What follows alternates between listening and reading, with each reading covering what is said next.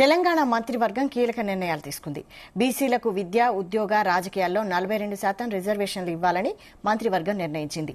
ఏకసభ్య commission సిఫారసులు, సమగ్ర కులగణన డేటాపై కేబినెట్ చర్చించింది. వచ్చే అసెంబ్లీ సమావేశాల్లో ప్రవేశపెట్టేందుకు బీసీ రిజర్వేషన్ల ముసాయిదా బిల్లును ఆమోదించింది. రాష్ట్రంలో 10,954 గ్రామ పరిపాలన అధికారుల నియామకానికి కేబినెట్ ఆమోదం తెలిపింది. ఒక్కో రెవెన్యూ గ్రామానికి ఒక జీపీఓను నియమించాలని ప్రభుత్వం నిర్ణయించింది. గతంలో వీఆర్ఓ, వీఆర్ఏలుగా పనిచేసిన వారికి అవకాశం ఇవ్వాలని నిర్ణయించింది. కొత్త రెవెన్యూ డివిజన్లు, కొత్త మండలాల్లో 361 పోస్టులకు కేబినెట్ ఆమోదం తెలిపింది.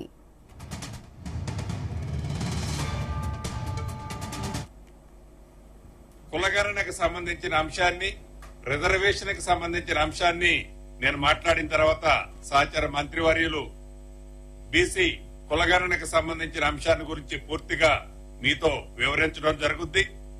అదే రకంగా ఏదైతే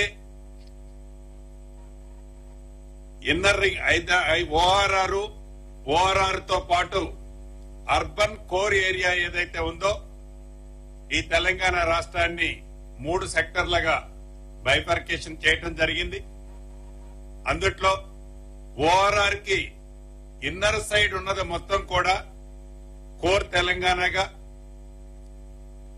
ఇన్నర్ సైడ్ ఓఆర్ఆర్ నుంచి త్రిపుల్ ఆర్ కి బయట బఫర్ కింద ఒక 2 కిలోమీటర్స్ వరకు ఉన్నదాన్ని తెలంగాణ అర్బన్ ప్రాంతంగా, అదే రకంగా మిగిలిన తెలంగాణని మొత్తాన్ని అంటే కార్పొరేషన్ లో మున్సిపాలిటీలు వదిలేసి మిగిలిన తెలంగాణ అంతాని రూరల్ తెలంగాణగా గతంలో అనేక పర్యాయాలు ముఖ్యమంత్రి గారు చెప్పడం జరిగింది. అదే పద్ధతిలో ఓఆర్ఆర్ బయట నుంచి త్రిపుల్ ఆర్ కి బఫర్ గా బయట 2 కిలోమీటర్స్ వరకు దీన్ని ఫ్యూచర్ సిటీగా ఈరోజు కేబినెట్ లో పూర్తిగా చర్చించి ఈ ఫ్యూచర్ సిటీ ఏదైతే ఉందో దీంట్లో 7 మండలాలు, 57 మండలాల్లోని 56 గ్రామాలతో ఎఫ్సీడీఏగా ఈ ప్రాంతాన్ని ఈరోజు కేబినెట్ లో నిర్ణయించడం జరిగింది. దీనివల్ల నాగార్జున సాగర్ హైవే నుంచి శ్రీశైలం హైవే మధ్యలో ఉన్న దాదాపు సుమారు 30,000 ఎకరాల విస్తీర్ణంలో ఈ ఫ్యూచర్ సిటీని డెవలప్ చేయాలన్నది ప్రధానంగా ఈ రోజు ఈ కేబినెట్ లో నిర్ణయం తీసుకోవడం జరిగింది. ఇందాక ఏవైతే గ్రామాలు చెప్పానో ఈ 56 గ్రామాలతో పాటు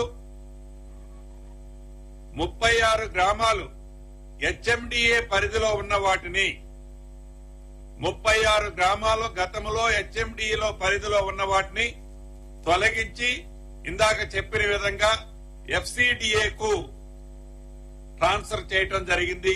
ఈనాడు ఈ కేబినెట్ లో ఈ ఫ్యూచర్ సిటీ కోసం సుమారు 90 పోస్టులని ఈ రోజు కేబినెట్ లో ఆమోదించడం జరిగింది.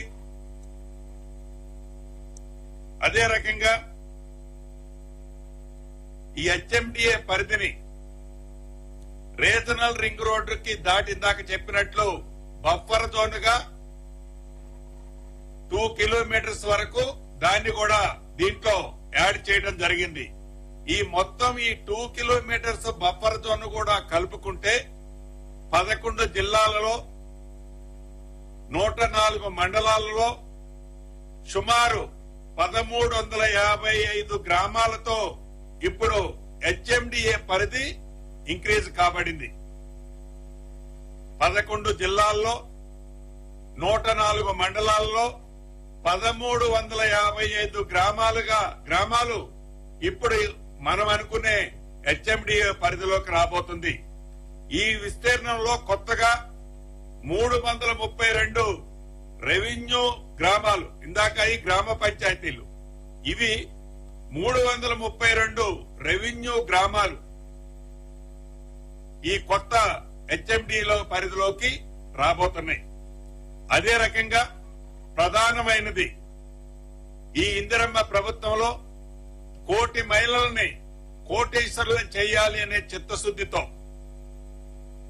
ఇందిరా మహిళా శక్తి మిషన్ కింద 2025 పాలసీని మహిళల కోసం కేబినెట్ లో ఆమోదించడం జరిగింది.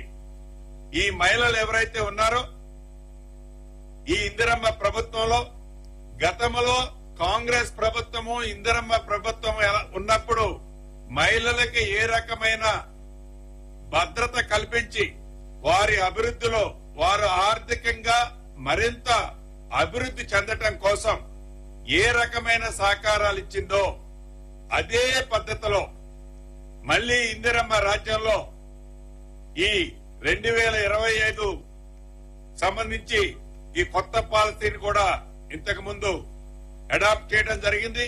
గతంలో గ్రామీణ ప్రాంతంలో ఉండే వాటిని సెర్ఫ్ల కింద, అదే రకంగా పట్టణ ప్రాంతంలో ఉండే ఈ మహిళా సంఘాలని